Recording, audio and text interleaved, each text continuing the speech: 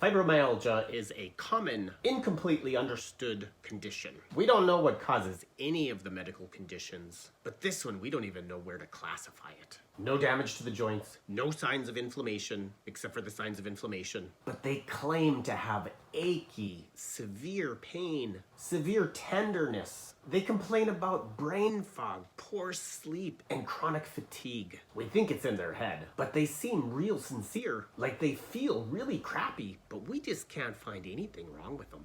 It's super weird. We just tell them to exercise, manage their stress better, use hot packs, and take these drugs for sleep and pain. I don't know. What would you do if you had no clue what to do? I was taught that fibromyalgia is in their head, specifically their brain. Their brain is inflamed. Seemed pretty accurate because the neuro exam on my first fibromyalgia patient looked like this.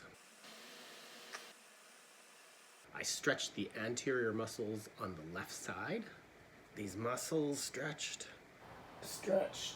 We did some lights into her eyes, and we did some smell. And then she was able to touch her nose.